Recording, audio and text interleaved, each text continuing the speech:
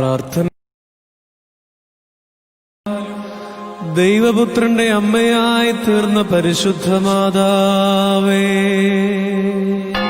ഞങ്ങൾക്കു വേണ്ടി അപേക്ഷിക്കണമേ. ബാല്യം മുതലേ ദൈവത്തിനു വേണ്ടി സമർപ്പിക്കപ്പെട്ട സുഗന്ധപുഷ്പമായ മാതാവേ, ഞങ്ങൾക്കു വേണ്ടി അപേക്ഷിക്കണമേ. പ്രവാചകന്മാർ ദൃഷ്ടാന്തങ്ങളിൽ കൂടി ഉപമിക്കുകയും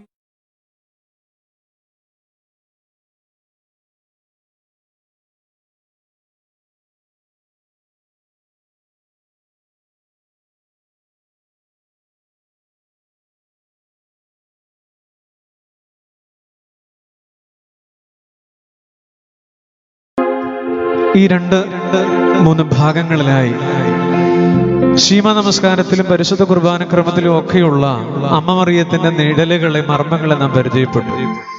ഓരോന്നായി എഹസ്കേലിന്റെ ക്രൂബേ ദൂതരഥം, അത് വളരെ ആഴമുള്ളതും ഗഹനമുള്ളതുമാണ്. മറ്റൊന്ന് എഹസ്കേലിന്റെ ബന്ധിച്ച കഥക 44-ാം അധ്യായം. മൂന്നാമതായി സാക്ഷ്യപ്പെട്ടകം അമ്മ മറിയത്തെ, അതിൽ തന്നെ ദൈവികമായ ഒരു ഏടുകൾ എന്ന് പറയുന്ന മന്നയിട്ട് വെച്ച പൊൻപാത്രം, അഹരോന്റെ തളിർത്ത വടി, കൽപ്പലകൾ എഴുതിയ കൽപ്പലക, ഇതൊക്കെ നാം ധ്യാനിച്ചു. വീണ്ടും പരിശുദ്ധ അമ്മയെ അലങ്കരിച്ച കപ്പലിനോട്, ഭൂഷിത നൗകയോട് നാം ചേർത്ത് പഠിച്ചു. എന്തു പറയുന്നു പിതാക്കന്മാർ ആരാധനയിൽ? വീണ്ടും കത്തുന്ന മുൾപ്പടർപ്പിനോട് ആരാധനയിൽ മറിയത്തെ ധ്യാനിപ്പിച്ചിരിക്കുന്ന, ഉപമിപ്പിച്ചിരിക്കുന്ന ഭാഗങ്ങളെ നാം ചിന്തിച്ചു.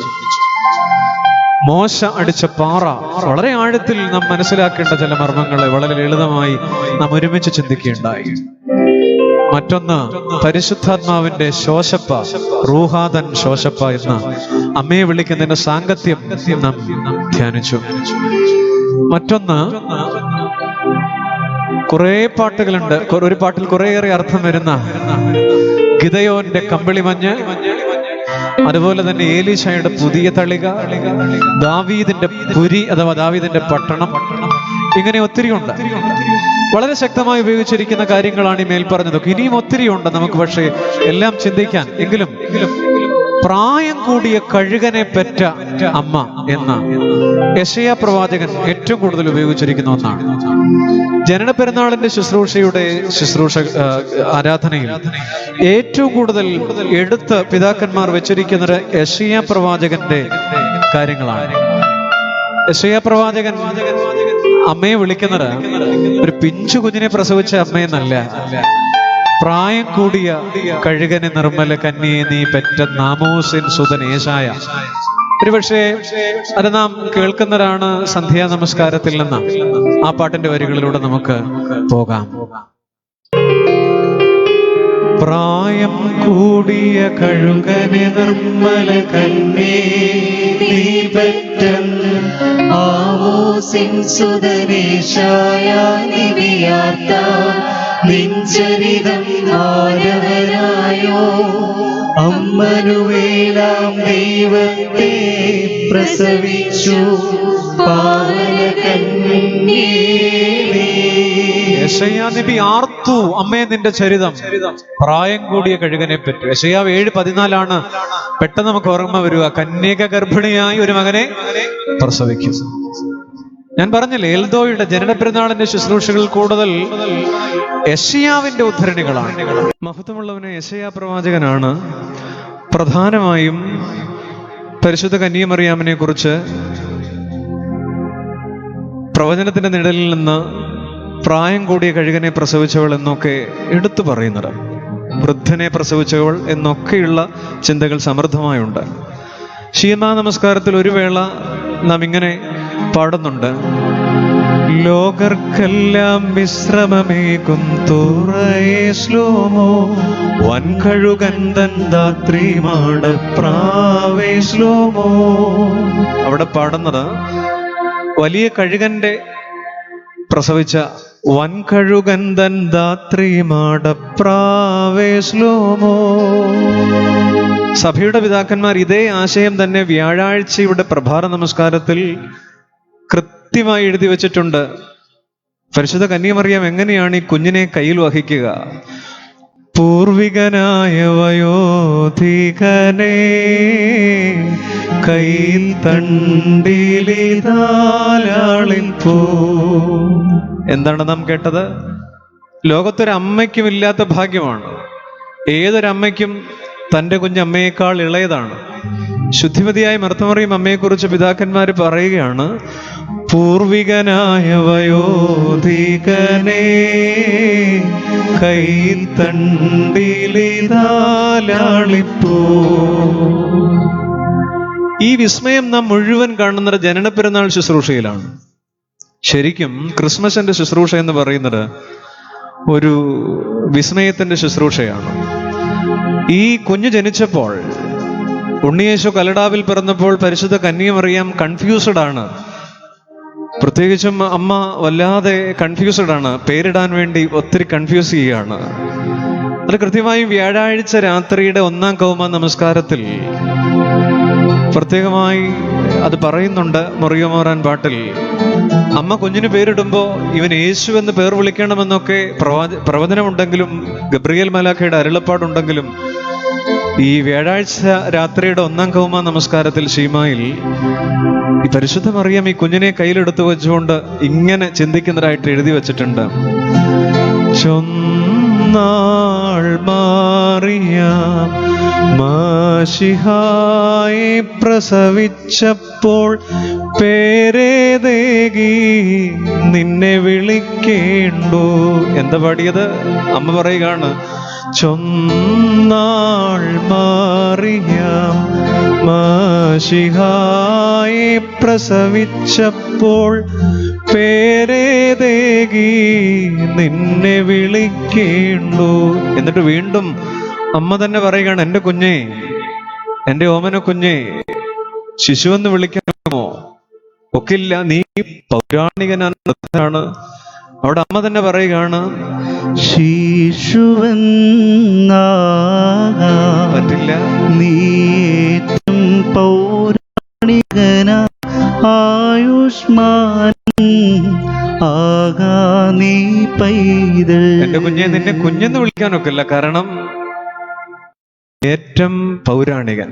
പക്ഷേ ആയുഷ്മാനെന്നും വിളിക്കാനൊക്കില്ല.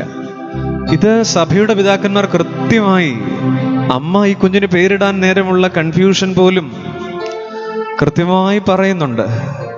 പരിശുദ്ധ മറിയം ആ അമ്മ ഈ കുഞ്ഞിനെ ജന്മം കൊടുത്തപ്പോൾ, ഞാൻ മുൻപേ സൂചിപ്പിച്ചതുപോലെ ക്രിസ്മസിന്റെ ശുശ്രൂഷ എന്ന് പറയുന്നത് ഒരു വിസ്മയത്തിന്റെ ശുശ്രൂഷയാണ്.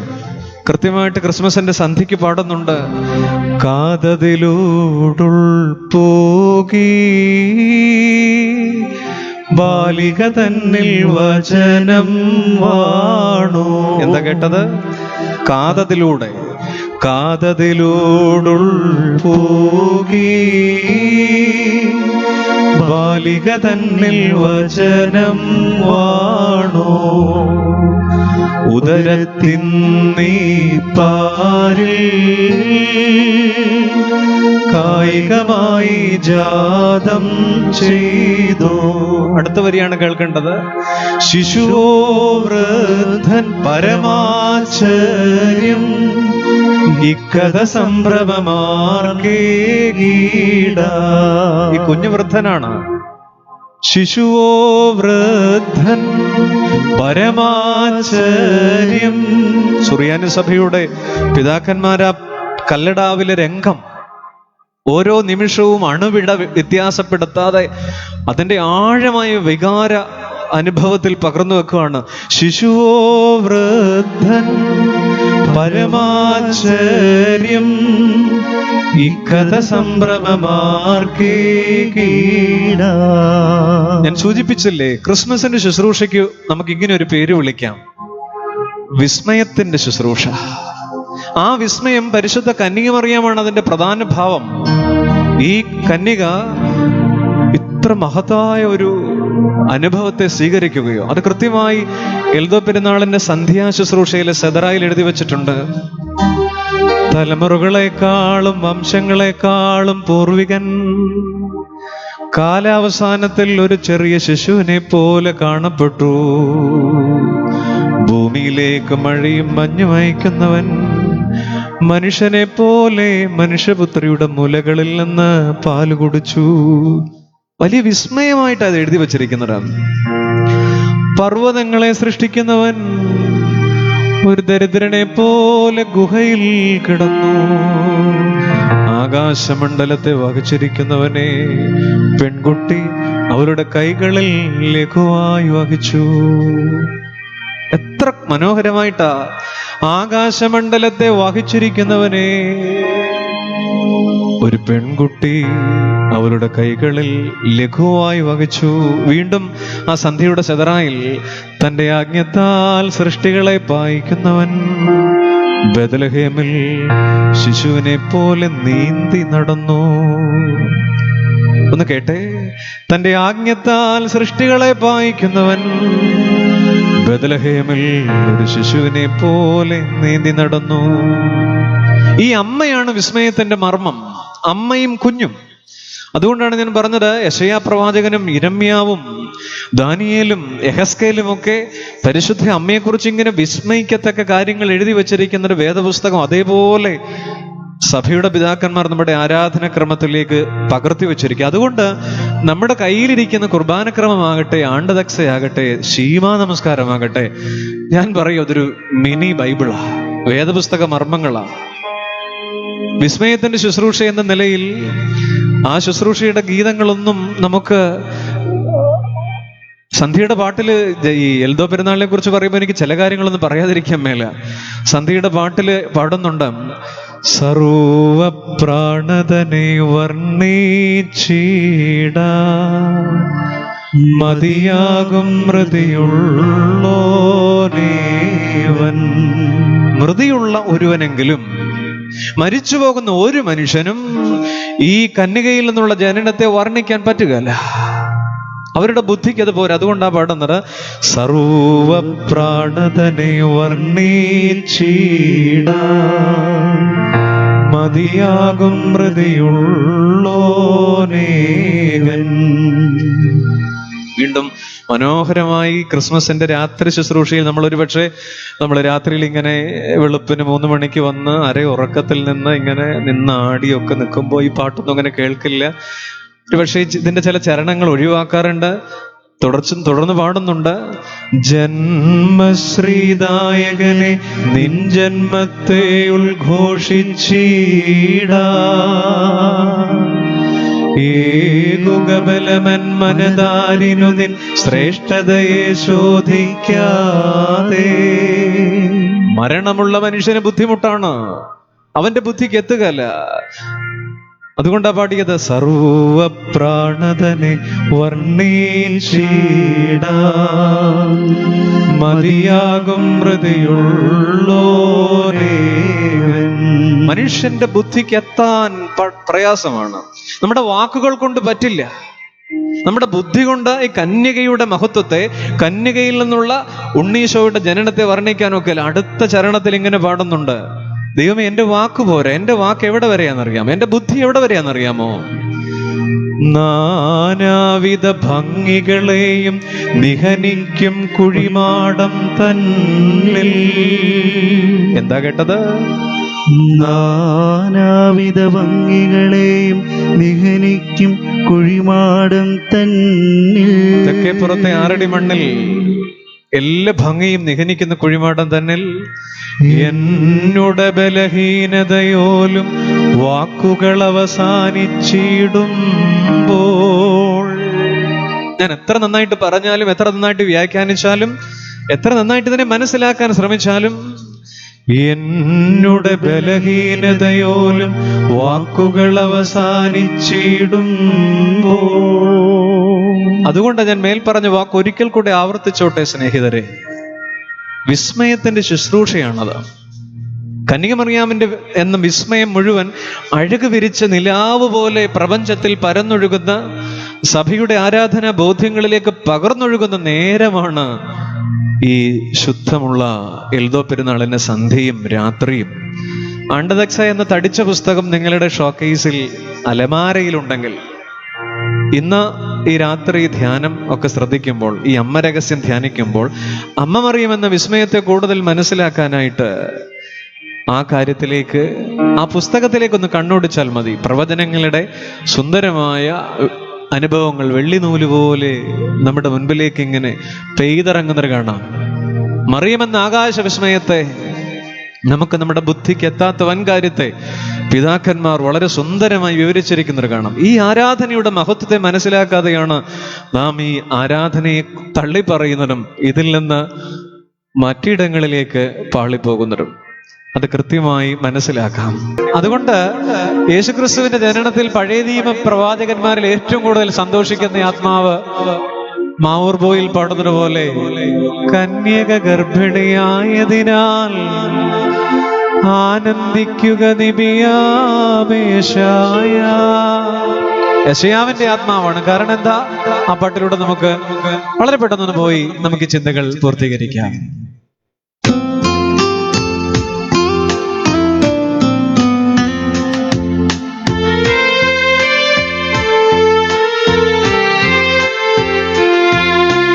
കന്യക ഗർഭിണിയായതിനാൽ ആനന്ദിക്കുക നിബിയാമേശായ. അമ്മനുവേലാമാദ്യജനെ പെറ്റു കന്യകയ. ഉദയം ദൈവിക ദൈവം കതിരെന്നിവ നിബി ചൊല്ലിയ തൻ നാമങ്ങൾ. അവനെ കീർത്തിച്ചാൽ ജനനിക്കനിശം ഭാഗ്യം നേരും നീ ഞങ്ങൾ. ഉപമാനങ്ങൾ കൊണ്ട് സമ്പന്നം. നാം തുടങ്ങിയതുപോലെ ആ അമ്മയ്ക്ക് എന്ത് പേരാണ് വിളിക്കുക? ഒത്തിരി യാക്കോബിന്റെ ഗോവണി. ദൈവദൂതന്മാർ കയറുകയും ഇറങ്ങുകയും ചെയ്യുന്ന, സ്വർഗത്തെയും ഭൂമിയെയും തമ്മിൽ ബന്ധിപ്പിച്ച മാനുഷിക ഗോവണിയായി മറിയം മാറി യേശുക്രിസ്തുവിനെ വഹിച്ചുകൊണ്ട്. നിർമ്മല മാണിക്യക്കല്ലേ എന്ന് വിളിക്കുന്നുണ്ട്. നിർമ്മല മാണിക്യക്കല്ലേ, നീ നിന്നിലുദിച്ച ഫലമായവനോട് അർത്ഥിക്കണമേ. ഓഫീർ തങ്കത്തുകിൽ അങ്കിയണിഞ്ഞോള എന്ന് മാമോദീസായിൽ സഭയെ വിളിക്കുന്നത് പോലെ, രാജതനൂജൻ മേവിയ മണിമന്ദിരമേ സമാധാനമെന്ന്, കൊട്ടാരമെന്ന് അമ്മയെ വിളിക്കുന്നുണ്ട്. രണ്ടാം സ്വർഗമെന്ന ജീവവൃക്ഷത്തെ വഹിച്ച രണ്ടാം സ്വർഗമെന്ന് മറിയത്തെ വിളിക്കുന്നു. മറിയാമെന്ന വരണ്ട ഭൂമിയിൽ മുളച്ചു വന്ന വരണ്ട ഭൂമി. തുയോബോ ശുശ്രൂഷയിൽ പട്ടക്കാരൻ ചൊല്ലുന്നതാണ് വിശുദ്ധ കുർബാനയ്ക്ക്. വരണ്ട ഭൂമി എന്ന് പറയുന്നത് ലോകത്തിന്റെ പാപത്തെ സൂചിപ്പിക്കുന്നു. മറിയാമെന്ന വരണ്ട ഭൂമിയിൽ മുളച്ച ജീവന്റെ സസ്യമാണ് യേശുക്രിസ്തു. തിരുവേദത്തിലെ, പ്രത്യേകിച്ചും പഴയ നിയമത്തിലെ ഏറ്റവും ഉയരമുള്ള, ഏറ്റവും മഹത്തരമായിരിക്കുന്ന കാര്യങ്ങളെ കൊണ്ടാണ് പിതാക്കന്മാർ പരിശുദ്ധ മറിയത്തെ ഉപമിക്കുന്നത്. കുറേയേറെ കാര്യങ്ങൾ ഈ 3 ദിവസങ്ങളിലെ സന്ധ്യ ധ്യാനങ്ങളിൽ കൂടെ ഇത് ശ്രദ്ധിച്ചവർ മനസ്സിലാക്കുന്നുണ്ട്. അതിൽ ഒരെണ്ണമാണ്, ഞാൻ പരാമർശിക്കാത്ത ഒരെണ്ണമാണ് ലഘുവായ മേഘം. വളരെ ഒരു ക്ലാസിക്കൽ ഭാവമുള്ള ഒരു ഇമേജറിയാണത്. ലഘുവായ മേഘം. ലഘുവായ മേഘമെന്ന് അമ്മയെ വിളിക്കുന്നത് നമ്മൾ സാധാരണ കേൾക്കുന്നത് പരിശുദ്ധ കുർബാന തുടങ്ങുന്നതിന് മുൻപ് ധന്യമാതാവ് എന്ന പാട്ട് പാടാറുണ്ട്. ധന്യമാതാവ് എന്ന പാട്ട് പാടുമ്പോൾ അതിൻ്റെ എല്ലാ ചരണങ്ങളും പാടാറില്ല, സമയത്തിൻ്റെ അപര്യാപ്തത കൊണ്ട്. എന്നാൽ മിക്കപ്പോഴും പാടാത്ത അമ്മയുടെ ആ വരികളിൽ, അത് ചൊവ്വാഴ്ച രാവിലെ നമസ്കാരത്തിലും ശീമായിലും അതേപോലെ തന്നെയുണ്ട്. അതിങ്ങനെയാണ്: ലഘുവായ മേഘമാകുന്ന മറിയമേ, ലോകപരാക്രമിയെ നീ എങ്ങനെ വഹിച്ചു എന്ന് പറയുക. കന്യാമേഘം ഭൂ ലോകേശൻ തന്നെ, യൗവണ്ണം പൂണ്ടെന്നോടോദണമേ.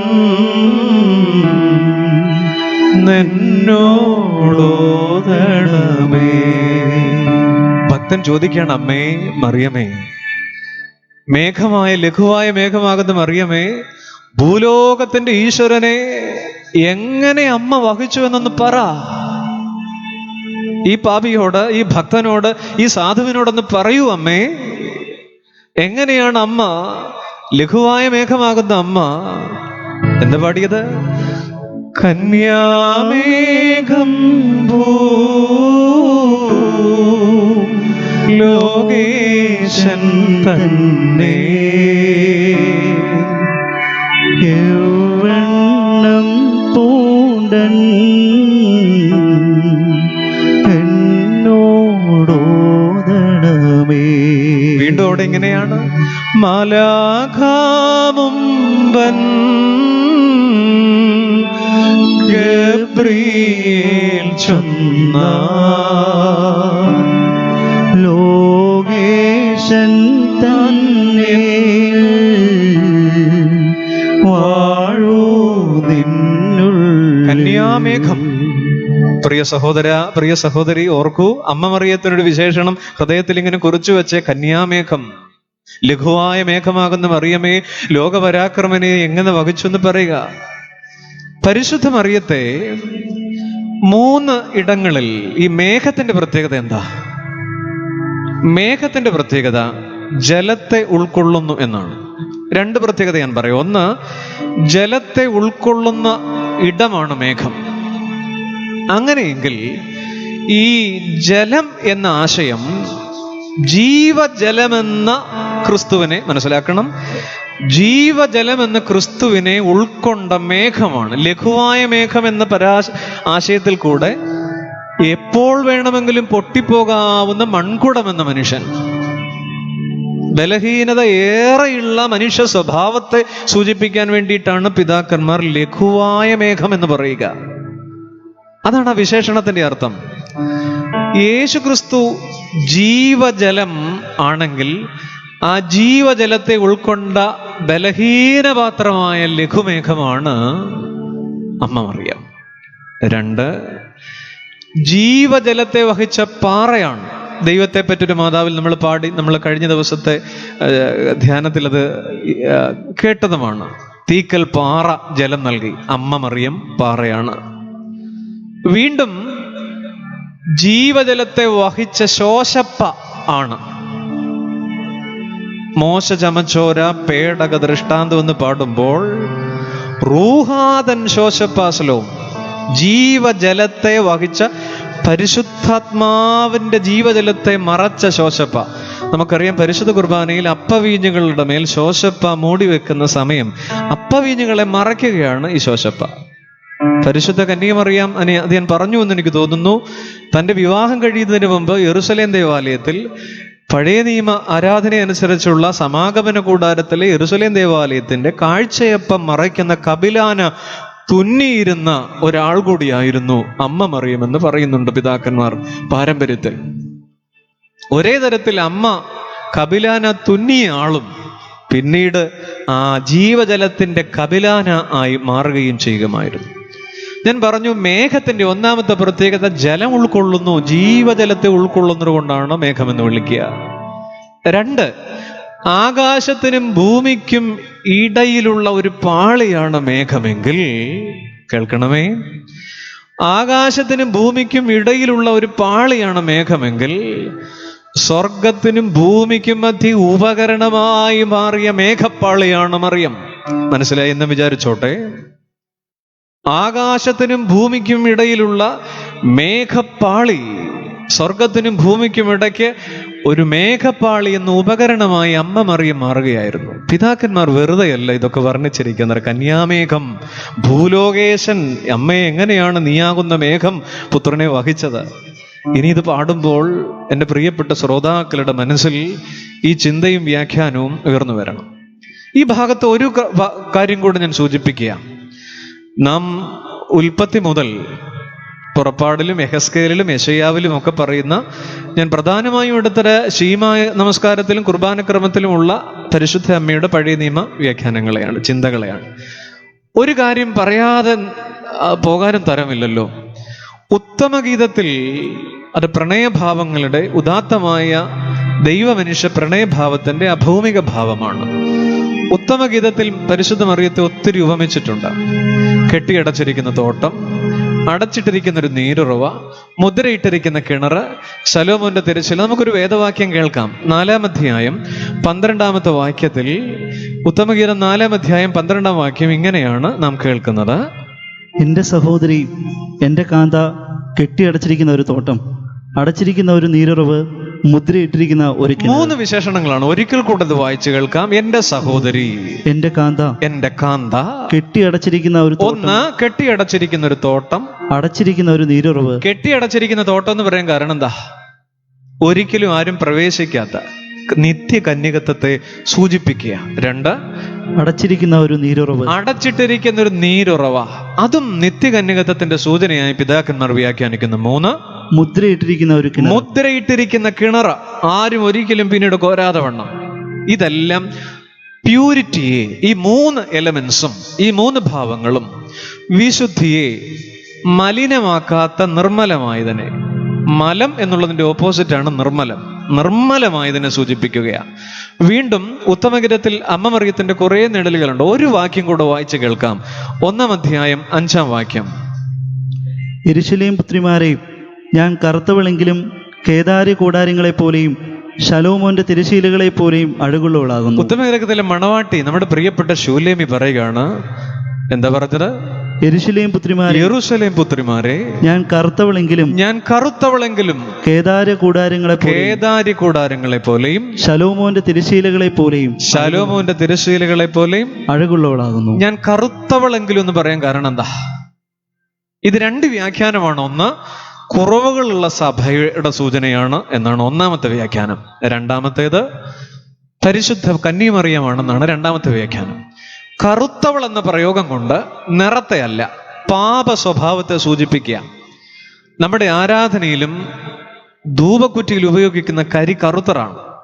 ധൂപക്കുറ്റിയുടെ വേദശാസ്ത്രത്തിൽ കറുത്ത കരി പാപ സ്വഭാവത്തെ സൂചിപ്പിക്കുന്നു എന്നതിനാൽ ഉത്തമഗീതത്തിൽ പറയുകയാണ്, യെരൂശലേം പുത്രിമാരെ, ഞാൻ കറുത്തവളെങ്കിലും ശലോമോന്റെ തിരശീലകളെക്കാൾ അഴകുള്ളവൾ.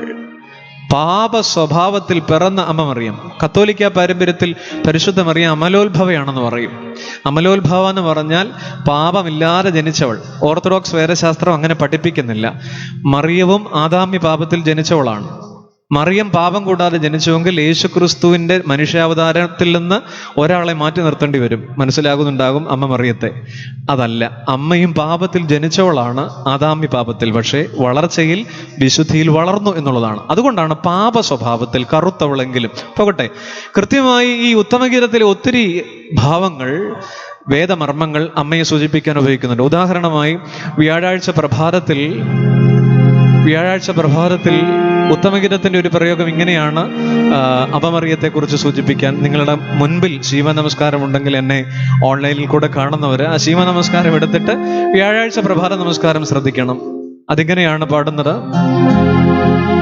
സുന്ദര തരുണൻ ശ്ലേമോനെ വേലിക്കുള്ളിൽ കന്യാമുദ്രയിടും നോമ്പെന്ന തോപ്പെന്നാരെ നീ വാഴ്ത്തി മറിയാമിനെയാ വന്നുദയം ചെയ്താനവളിൽ തോട്ടക്കാരൻ പറുദീസ നട്ടോ. എന്താ പറഞ്ഞത്? സുന്ദര തരുണൻ ശലോമോനെ, ഉത്തമഗീതം എഴുതിയ ശലോമോനെ, അടച്ചിട്ടിരിക്കുന്ന വേലിക്കുള്ളിൽ കന്യാമുദ്രയിടും തോപ്പ നീ വാഴ്ത്തി മറിയാമിനെയാ. മറിയമേ, തോപ്പന്നാരെ നീ വാഴ്ത്തി മറിയാമിനെയാ വന്നുദയം ചെയ്താനവളിൽ തോട്ടക്കാരൻ പറുദീസ നട്ടോ. ഓ, എന്തു വേദശാസ്ത്രാണിതെന്നേ! നീ കെട്ടിയടച്ചിരിക്കുന്ന തോട്ടമാണെങ്കിൽ പറുദീസ നട്ട തോട്ടക്കാരൻ അതിൽ വന്നു പാർത്തു. ഞാൻ തന്നെ, ഓ മറിയാമേ, ഞാൻ തോട്ടക്കാരൻ തന്നെ എന്ന് പാടുന്ന തോട്ടക്കാരൻ അമ്മേ നിന്റെ ഉള്ളിൽ വന്ന് പാർത്തു എന്നുള്ളതാ. ഉത്തമഗീതത്തിലും ഇങ്ങനെ ഒത്തിരി കാര്യങ്ങൾ അമ്മ മറിയത്തെ കുറിച്ച് പറയുന്നുണ്ട്. ഏശായായുടെ വേഗമേറിയ മേഘം, ലഘുവായ മേഘം, സൂര്യനെ അണിഞ്ഞ സ്ത്രീ, വർണ്ണനകൾ അവസാനിക്കുന്നില്ല. അമ്മ രഹസ്യം, മോഹന സുന്ദര നാമങ്ങൾ കൊണ്ട് അമ്മയെ നമുക്ക് പേരിട്ട് വിളിക്കാം. ഈ കഴിഞ്ഞ നിമിഷങ്ങളിലൊക്കെ അമ്മ ഭാവങ്ങൾ കൊണ്ട് ശീമ നമസ്കാരത്തിൽ നിന്നും പരിശുദ്ധ കുർബാനയിൽ നിന്നും ദൈവം തമ്പുരാൻ നമ്മെ ബലപ്പെടുത്തിയ ദൈവകൃപയെ നമുക്ക് ഓർക്കാം. അമ്മയുടെ ബോധ്യങ്ങളും വിചാരങ്ങളും അമ്മയോടുള്ള മധ്യസ്ഥതയും. ഒരിക്കലും യേശുക്രിസ്തു തോറ്റുപോകരുത്, യേശുക്രിസ്തു തന്നെ താഴെയാകരുത് കേട്ടോ. എല്ലാ പ്രാർത്ഥനകളിലും ക്രിസ്തു തന്നെ പ്രധാനം. അമ്മ വിചാരങ്ങൾ നമുക്ക് മുറുകെ പിടിക്കാം. പ്രാർത്ഥനയോടെ നമുക്ക് ഈ കാര്യം, ഈ ശുശ്രൂഷ അവസാനിപ്പിക്കാം. കർത്താവിൽ അനുഗ്രഹീതരെ, അമ്മ രഹസ്യം മോഹനസുന്ദരനാമങ്ങൾ ശുശ്രൂഷയിലൂടെ ഞാൻ സൂചിപ്പിച്ചതുപോലെ വലിയ വേദശാസ്ത്ര ദർശനങ്ങൾ നൽകാൻ എനിക്കാവതില്ല. നാം നിത്യം ഉപയോഗിക്കുന്ന ആരാധനകളിൽ നിന്ന് പരിശുദ്ധ മറിയത്തിന്റെ വർണ്ണനകളും വിശേഷണങ്ങളും സാധാരണക്കാരുടെ മനസ്സിലേക്ക് ചെറുതായെങ്കിലും ഒന്ന് പതിപ്പിക്കാൻ കഴിഞ്ഞുവെങ്കിൽ ഈ ശ്രമം കൃതാർത്ഥമായി എന്ന് ഞാൻ വിശ്വസിക്കുന്നു. അമ്മ ബോധ്യങ്ങൾ മനസ്സിൽ നിറയട്ടെ. പുത്തൂർ സെന്റ് ജോർജ് ഓർത്തഡോക്സ് വലിയ പള്ളിയുടെ ഗായക സംഘം, വന്ദനായ മിജു ഷമാശൻ തുടങ്ങിയവരൊക്കെ ഈ ശുശ്രൂഷയിൽ കൂടെയുണ്ടായിരുന്നു. പശ്ചാത്തല സംഗീതവുമായി പ്രിയപ്പെട്ട റിജു, അതേപോലെ തന്നെ ഈ ശുശ്രൂഷകൾ എത്തിക്കുന്ന, നിങ്ങളിലേക്ക് എത്തിക്കുന്ന യുവജന പ്രസ്ഥാനത്തിന്റെ മീഡിയ വിങ്ങിന്റെ പ്രിയപ്പെട്ട പ്രവർത്തകരും, പ്രിയ നിധിൻ, ജിപ്സൺ, സുബിൻ തുടങ്ങിയവരൊക്കെ നാം ഒരുമിച്ച് ദൈവസന്നിധിയിൽ സ്തോത്രമർപ്പിക്കാം. ഈ കാലത്തിന്റെ പ്രതിസന്ധികൾ മാറാനായി പരിശുദ്ധ അമ്മയോട് അല്പസമയം നമുക്ക് മധ്യസ്ഥ പ്രാർത്ഥനയിലേക്ക് പ്രവേശിക്കാം. ലോകം മുഴുവനും വേണ്ടി പ്രാർത്ഥിക്കാം. മനസ്സിൽ നിന്ന് നിർമ്മലമായ സ്നേഹത്തോടെ അമ്മയുടെ മുഖം, മുട്ടിന്മേൽ കുഞ്ഞിനെ വഹിക്കുന്ന അമ്മയുടെ മുഖം ധ്യാനിച്ചുകൊണ്ട് പ്രാർത്ഥിക്കാം. ദൈവമേ, പരിശുദ്ധ അമ്മയുടെ പ്രാർത്ഥനയിൽ ഞങ്ങളുടെ ബലഹീന പ്രാർത്ഥനയും ചേർക്കണമേ. നമ്മുടെ സഭയുടെ വേദശാസ്ത്രം വിശുദ്ധന്മാരോട് ചേർന്ന് നാം ദൈവത്തെ ആരാധിക്കുന്നു എന്നുള്ളതാണ്.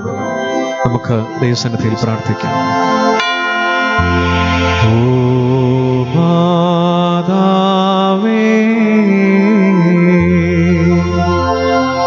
സ്വർഗരാജ്ഞി,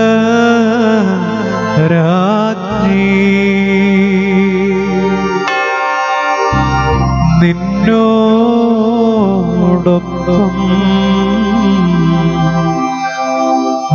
ആരാധിപ്പൂ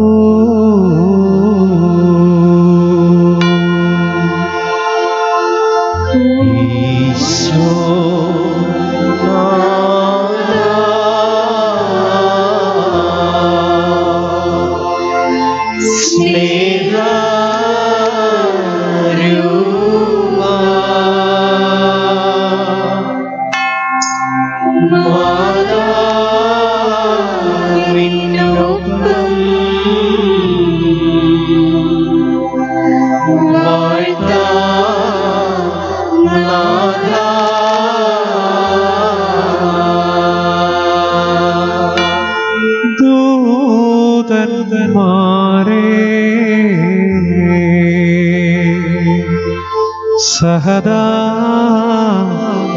സഹദാമാരേ, കൈകൾ കൂപ്പി വാഴ്ത്താവായോ.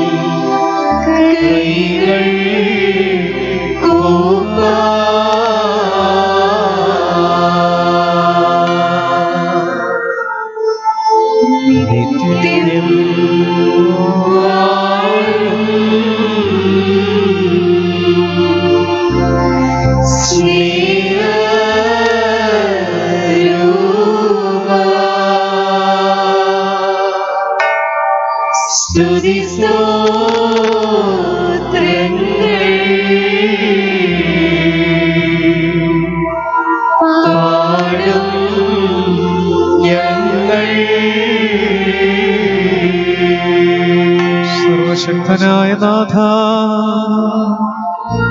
ഞങ്ങളുടെ മേൽ അവിടുത്തെ കരുണ ചൊരിയണമേ. ഈ വ്യാധിയിൽ നിന്നും ക്ലേശത്തിൽ നിന്നും കണ്ണീരിൽ നിന്നും രോഗത്തിൽ നിന്നും ഞങ്ങളെ സൂക്ഷിക്കണമേ. നമുക്ക് ദൈവത്തിന്റെ സന്നിധിയിൽ അമ്മയോട് ചേർന്ന് നിന്ന് പ്രാർത്ഥിക്കാം. രോഗികൾക്ക് വേണ്ടി, ദുഃഖിതർക്ക് വേണ്ടി, മനോഭാരത്തിൽ കഴിയുന്നവർക്ക് വേണ്ടി, സങ്കടത്തിൽ കഴിയുന്നവർക്ക് വേണ്ടി. വിശുദ്ധ ദൈവമാതാവേ,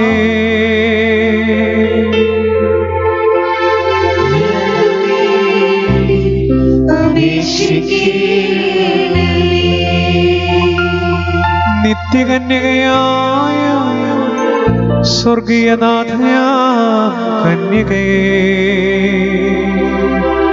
ഞങ്ങൾക്കു വേണ്ടി അപേക്ഷിക്കണമേ. ഹസ്കിയേൽ കണ്ട ക്രൂബേ ദൂതരഥവും അടയ്ക്കപ്പെട്ട വാതിലും സാക്ഷ്യപ്പെട്ടകവുമായ മാതാവേ, ഞങ്ങൾക്കു വേണ്ടി അപേക്ഷിക്കണമേ. അഹറോന് തളിർത്ത വടിയും മന്നാ പേടകവും ആയ വിശുദ്ധ മാതാവേ, ഞങ്ങൾക്കു വേണ്ടി അപേക്ഷിക്കണമേ. പരിശുദ്ധാത്മാവിന്റെ ശ്വാസപ്പയും അടിക്കപ്പെട്ട പാറയുമായ പരിശുദ്ധ മാതാവേ, ഞങ്ങൾക്കു വേണ്ടി അപേക്ഷിക്കണമേ. അലങ്കരിക്കപ്പെട്ട കപ്പലും ദാവീദിന്റെ ഗോപുരവും ഭൂഷിതമായ രമ്യഹർമ്മവും രണ്ടാം സ്വർഗവുമായ വിശുദ്ധ മാതാവേ, ഞങ്ങൾക്കു വേണ്ടി അപേക്ഷിക്കണമേ. ഇപ്പോഴും എല്ലാ നേരത്തും മരണസമയത്തും ഞങ്ങൾക്ക് വേണ്ടി മധ്യസ്ഥതയർപ്പിക്കുന്ന മാതാവേ, ഞങ്ങൾക്കു വേണ്ടി അപേക്ഷിക്കണമേ.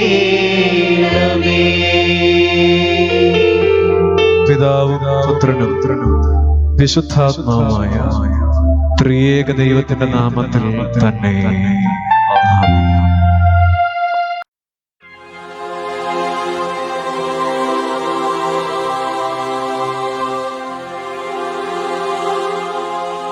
പ്രാർത്ഥനയാലും ദൈവഭക്തിയാലും ദൈവപുത്രന്റെ അമ്മയായി തീർന്ന പരിശുദ്ധ മാതാവേ, ഞങ്ങൾക്കു വേണ്ടി അപേക്ഷിക്കണമേ.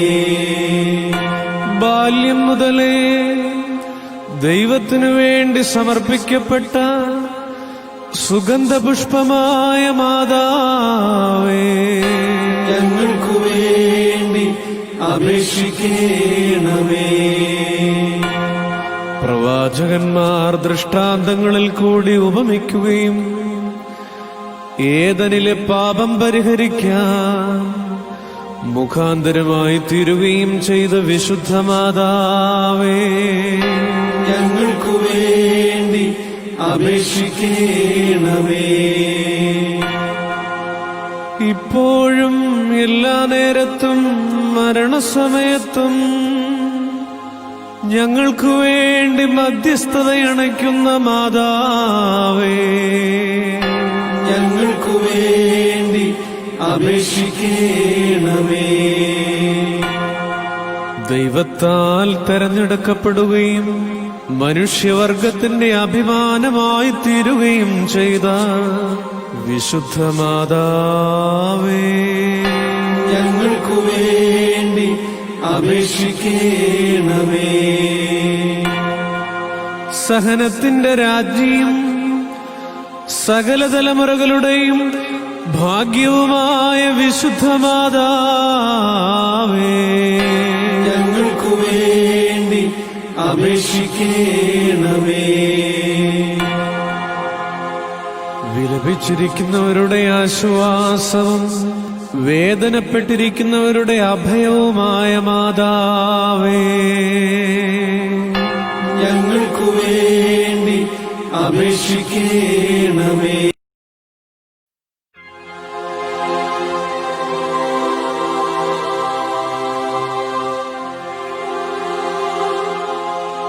പ്രാർത്ഥനയാലും ദൈവഭക്തിയാലും ദൈവപുത്രന്റെ അമ്മയായി തീർന്ന പരിശുദ്ധ മാതാവേ,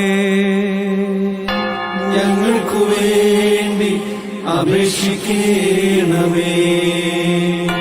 ബാല്യം മുതലേ ദൈവത്തിനു വേണ്ടി സമർപ്പിക്കപ്പെട്ട സുഗന്ധപുഷ്പമായ മാതാവേ, ഞങ്ങൾക്കു വേണ്ടി അപേക്ഷിക്കണമേ.